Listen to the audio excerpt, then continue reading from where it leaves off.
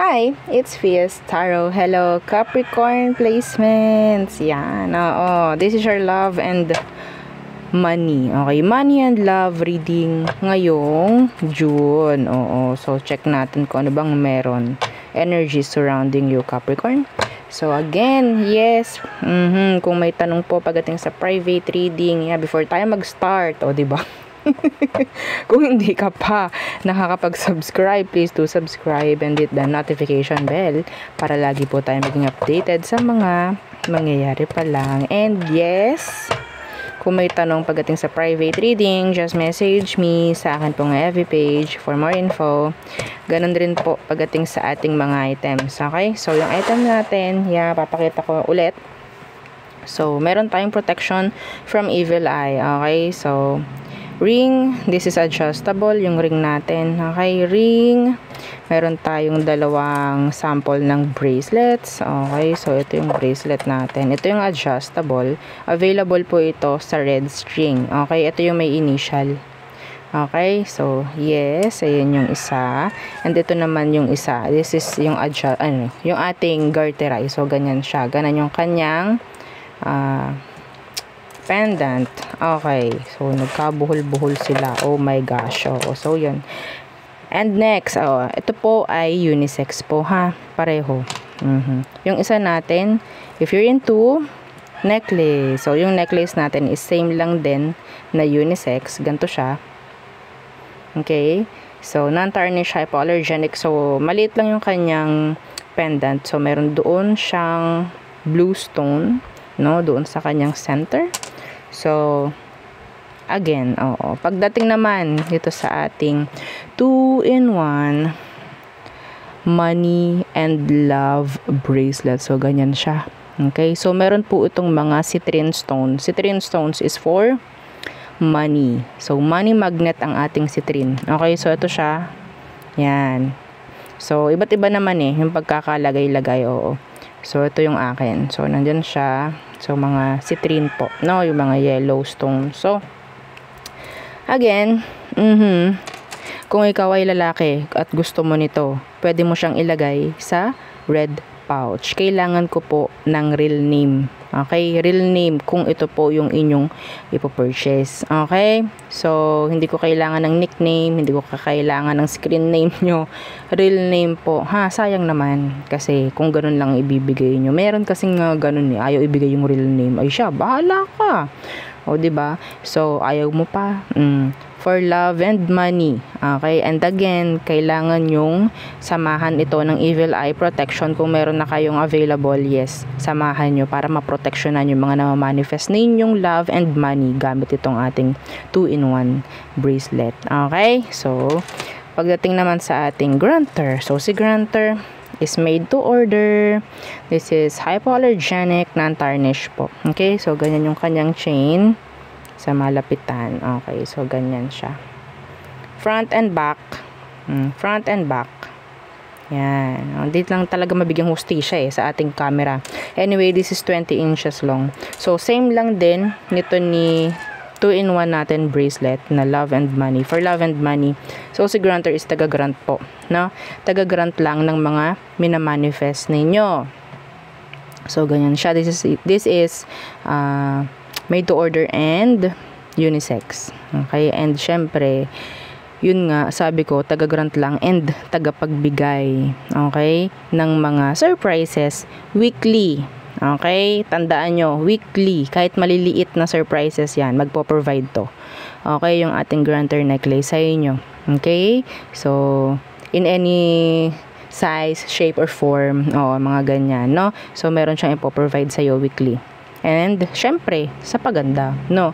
And, syempre, aside sa minamanifest ninyo yun, so, hindi lang yung minamanifest ninyo yung pwedeng dumating, may mga surprises pa, no? And, syempre, yung ating cord cut. So, si cord cut, babaguhin natin yung kanyang, ang tawag dito,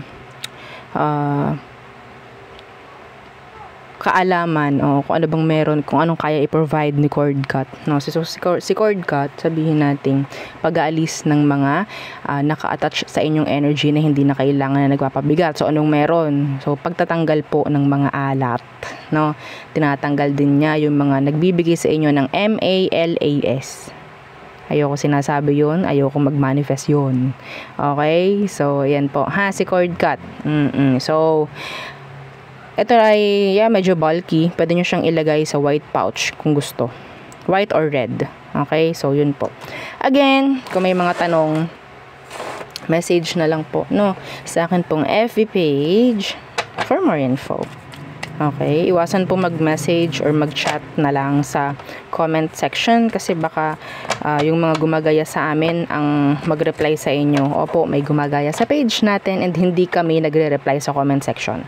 Okay, tandaan nyo po, ha? So, much better mag-PM. And check kung legit yung page. Okay? Makikita nyo naman yun sa followers. Let's see. So, what's for you? Anong meron pagdating sa kaperahan mo in general, Capricorn? Ngayong June. Okay. Anong meron sa kaperahan? Sa kaperahan ng mga Capricorn ngayong June. Okay, let's see. The Eight of Pentacles in reverse. Okay. The Three of Swords in reverse. So, pasensya na po ha. Sa mga naririnig ninyong noise. Sandali lang po. Okay, nakalampas na yung nag-a-announce. Capricorn. So, Eight of Pentacles in reverse and the Three of Swords in reverse. Kung ano man tong hindi nag-work out pagdating po sa financial nyo, sa finances nyo, magiging okay na. Okay, the Three of Swords is here. Yeah, medyo malabo, medyo pangit, no? Yung mga nakaraang pananalapi o nung iba sa inyo. Pero, nakikita ko, sabihin natin kailangan nyo lang lagpasan yun or kailangan nyo lang talagang ma-experience, parang ganyan. The Eight of Swords in reverse. So makakaalis-alis na sa stress or kung ano man, burdens pagdating sa kaperahan. Okay? Meron ako dito nakikita na may makakatanggap ng message, lalo na iba sa inyo na meron mga pinag-applyan. May chance na pwedeng may mag-reach out sa inyo, HR, for requirements or for interview. Okay, some of you. Okay, magkakaroon na ng work if ever. Ten of Pentacles in reverse. Some of you, there's this contract signing, parang ganyan. Okay, what's with this Ten of Pentacles in reverse? Some of you, meron kayong bibilihin na medyo pricey. The Ace of Wands. Medyo pricey ito ha. This is something na gustong-gusto nyo na pwede ninyong mabili ngayong June. Okay? Page of Wands. Something na pwedeng nakakakuha ng interest mo. Okay? So, some of you could be, treat, no? Titreat mo yung family mo, mga ganyang bagay. Some of you, this is talking about a travel. Pwedeng may energy na parang may pagkagastusan kayo regarding travel. Okay? Or something, pagdating sa, pwedeng mga mababago. Okay? So, that's nice. Or pwede may mangyaring pagbabago pagdating sa kaperahan mo talaga in general. And I think this is nice. This is good. Okay, parang bumabangon yung energy pagdating sa pamemera. What else for Capricorn placements when it comes to their money? Okay. A lot of opportunities. Seven of Cups. What's this? Let's clarify the Three of Pentacles in reversed.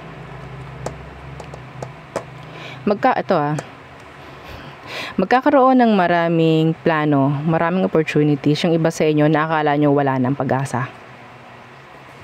Akala nyo, the Three of Wands in reverse, the Five of Swords. It's like biglaan. Sabihin nating sabay-sabay pa. The Nine of Cups.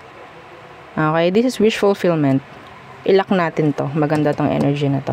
Kuha tayo dito ng for love and money. Okay? For love and money. So, ilak natin yung energy na yan dahil maganda. Ito yung mga parang nawawala na ng pag-asa eh. Okay, nawawala na ng pag-asa pero yes, darating tong 9 of Cups. Okay, claim it. Claim it. So, tanggalin din natin yung mga pabigat. So, there. Lock natin yan. Okay? Ace of Swords. Yeah. Lock na yan. Parating na yan sa'yo. Okay? So, let's see. Kung ano man yung mga pinagdarasal nyo. Yeah. Nakakala nyo parang wala nang mangyayari, wala nang pag-asa. Darating at darating. At nakikita ko sabay-sabay, sunod-sunod pa. Ang blessing. Okay? So, hindi lang dapat tayo magre-rely sa ganito. Siyempre, dapat tulungan din natin yung sarili natin, no? To move forward. Okay? So, there. So, let's see anong meron for you sa love naman. Okay? So, maganda naman. Nakikita ko patungkol sa pamamera ng mga Capricorn ngayong June. Okay? Makakausad naman. Kahit papano. Yeah, see? The Wheel of Fortune. So, let's see. Kuha tayo ng tatlong energies. Oo. Pagdating naman sa mga connection. Oo. Ng mga Capricorn. So, sino ito? Sino ito? Capricorn. Who's this? Anong meron sa kanya? Oh, the King of Cups. Could be a water sign. Anong meron kay King of Cups? This person is so kind, I think. They're kind. They are kind. The King of Swords. Somebody genuinely loves you. Alam mo yun kung siya to. Okay? Kung alam mo yung tao na iniisip mo is walang wenta, sinungaling, hindi siya to. Okay, tingnan natin maya-maya sa iba pang energy. So, ito yung taong totoong nagmamahal sa'yo. Yung energy niya is green flag for me. They're green flag. Ha? Okay, so let's see.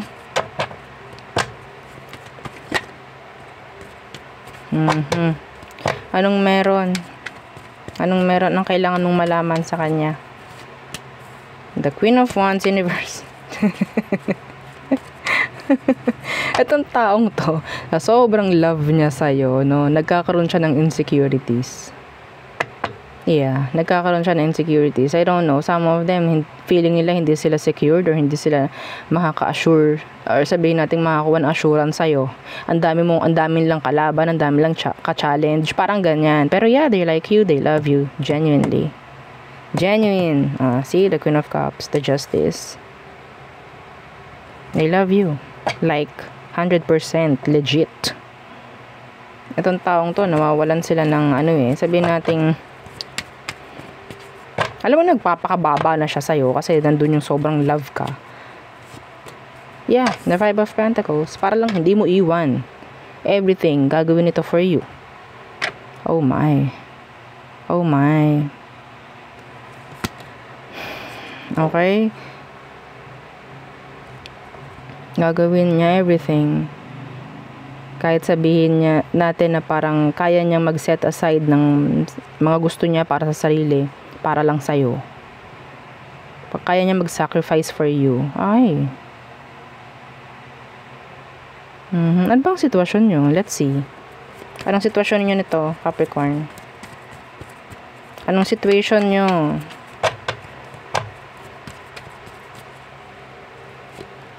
The Three of Wands inversed. Bakit? The Eight of Wands inversed.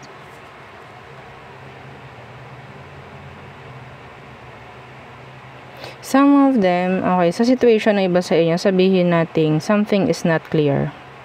Okay, something is not clear, pero handa itong taong to for you. Okay? Alam niya sa sarili niya na kung anong plano niya, kung anong gusto niya mangyari sa inyo, yun ang susundin niya. Kahit sabihin natin unclear pa yung situation ninyong dalawa sa ngayon. I don't know why. Kanya-kanya kayo ng mga issue. Okay? Pero they're ready. They are ready. Hindi ikaw na. No? Ano ba ang tingin niya sa'yo? Anong tingin sa'yo nitong taong to? Bakit sila ganyan? Anong tingin sa'yo nitong taong to, Capricorn? Two of Wands universe, the Sun. They see you as somebody who's open. Okay? Pero hindi kanya mabasa. Hindi siya sure. Kung talaga bang sure ka sa kanya, pero siya sure siya sa'yo. Okay? So, there. So, kuha pa tayo. Okay. What else? Capricorn. So, sino itong taong ite? Sino siya? O, diba? Sino siya? Again, habang ako yung nag-shuffle, yeah, don't forget to like, share, and subscribe. Thank you.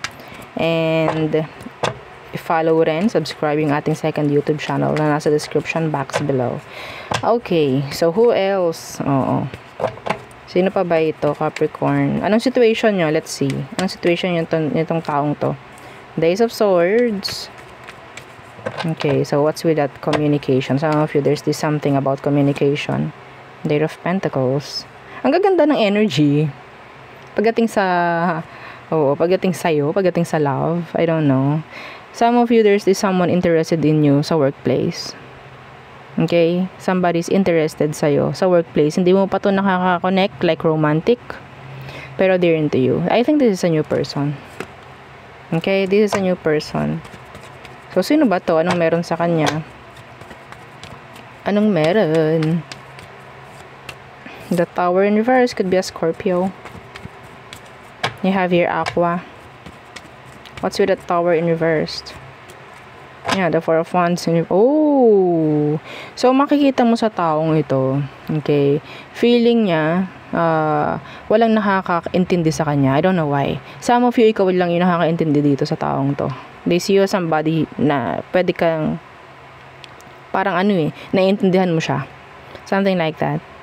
Okay? Marami nang nag-reject sa kanya, actually. Yeah, the Hermit in reverse. Marami nang nag-reject dito sa taong to. Some of you, nakakausap mo siya, nag-open up siya sa'yo about his or her past. Could be issues sa family, sa work, whatsoever, sa relationship, could be. Okay? Pero, yeah, I think this person is interested sa'yo. And pwedeng nakikita ka niya somebody who can understand them. Okay? So, yeah. Anong meron? Anong emotion niya? What is your emotion for you, Capricorn? Are you interested? Because, yeah, they're interested. Let's see, what is your emotion for you? The Queen of Cups. Oops, nakatago pa. Naka-reversed eh. Some of them, they're having, they're putting, they're setting healthy boundaries from you. Yeah, the Queen of Cups in reverse. Yeah, see, the Ace of Cups. They like you, they love you. Pero hindi pa nila kaya na ipakita. Maging upfront. Ayan, Okay? So, they're in love. They like you. Pero kailangan muna niyang itago to. Kailangan muna niyang itago. Yeah, justice. Just be fair. Be fair. And sabihin nating iniiwas lang din niya yung sarili niya or maybe ikaw or yung sitwasyon sa pangit. Parang ganyan. Okay? So, I think parang hindi niya naman parang minamadali ito. Okay? So, it's like getting to know each other. So, there's this somebody who's into you, who's interested in you, hiding their true feelings. Could be sa workplace, could be sa school, diba? Hindi pwedeng manood dito ang grade 1. So, kung college ka na, pwede naman na. So, there. Okay, ka-gymmate mo, diba? Mga ganyan. Okay? So, oh my gosh. Anyway, so there. What else? Ano pang energy surrounding Capricorn pagdating sa mga ka-connect? So, let's see. The person on your mind. Let's see. Ooh. Four of Swords. Somebody is thinking of you a lot. Okay, hindi sila nakikipag-communicate sa'yo actually. The Four of Swords, kanina nakita ko. So, who is this? The person on your mind, Capricorn. The person on your mind. The Five of Cups in reverse. They could be moving on. Or ikaw to nagmo-move on na from them. The Five of Cups could be a water sign. The Seven of Swords. There's, oh my gosh, some of them, they're faking it. Like, fake lang yung pag-move on na ginagawa ng taong to. Yeah, they're still attached. Emotionally, energetically attached pa rin sa'yo. They still like you, they still love you. Itong taong to, they're sneaky, deceptive. Some of them, they're watching you. Okay? So, they could be a water sign or air sign. Itong taong to magaling eh. Magaling magmatsyag, magaling mag-stalk. Okay? Magaling makibalita kung kani-kanino, parang ganyan. Pero ipapaalam sa'yo ng taong to or paparamdam sa'yo na parang they're moving on. Pero hindi talaga. Hindi pa sila ready to cut you off, to cut the energy, like the ties. Hindi pa. Let's see. Anong situation ang kailangan mong malaman? Anong kailangan mong malaman sa sitwasyon? Capricorn.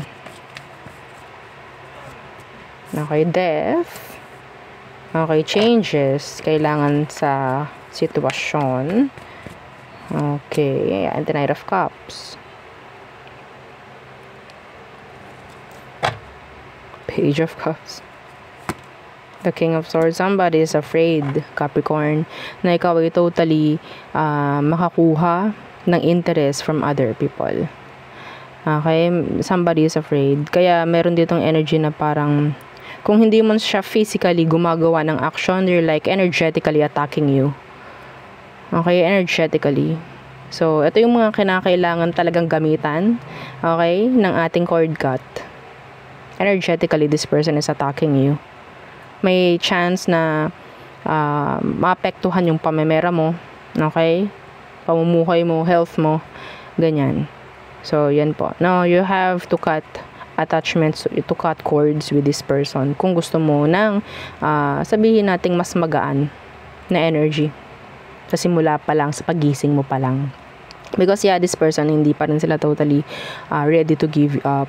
Parang ganyan. Yeah. Gusto pa rin itong bumalik sa'yo. Sa totoo lang. Okay? Emotion. Ano meron sa kanya? Emotion. Ano emotion ng taong to sa'yo, Capricorn? Yeah, see? The Two of Cups. Still attached. Emotionally. Okay, so let's see. What is their next action? What is their next action? Ten of Pentacles in reverse. See? Your money. Kung hindi man ito, sabihin nating physically kaya niyang gumawa ng action na maapektuhan yung pamemera mo, energetically po. Okay? Sa energy, pwede niya maapektuhan. Okay? Ito yung taong nagsinungaling sa'yo. Yung taong sumira ng tiwala mo. Okay? Sumira sa tiwala mo. So, pwedeng may chance na maapektuhan yung pamemera mo. Ganyan. They don't know how to commit, actually. Yeah, the King of Wands in reverse. They don't know how to commit. They don't know how to manage. Anong gusto niya? Diba? Some of them, hindi sila ready talaga na iba eh. Magbago. Death is here. Temperance in reverse. They're in hurry. They're like being impatient. Pagdating sa connection na to. They're impatient. Some of them, they're just after your money. Okay? Pwedeng habol lang nito yung pera mo. Be careful. Could be younger. So, no advice for you, Capricorn. Let's see. Okay, the Nine of Pentacles. Focus on your finance. Focus on yourself more. Huwag mong hayaan na itong taong to is maka-enter sa buhay mo. Okay? So, the Nine of Pentacles. Yan, the Page of Swords. Maging mapagmatsyag ka. Okay? Maging vigilant. Yeah. Huwag mong hayaan na may stuck ka sa connection na to or sa energy na to. Yeah, the Tower is here. Okay? If they're trying to reconnect, magkaroon ka ng healthy boundaries from them. Yeah, magkaroon ka ng healthy boundaries. Know your limits. Have limits. Have boundaries. Okay, so there. So, let's see. All signs. Aries through Pisces. tingnan natin. Aries through Pisces. Okay. So, Aries, a lot of drama. Taurus, they're watching you, they're stalking you. Gemini, they're afraid. They're losing sleep. Okay, they're crying. I don't know why. They need you maybe. Cancer. So, ayaw nila ng second chance or feeling nila wala ng pagkakataon na magkaroon ng pagkakaayos or pagbabalikan with you. Leo.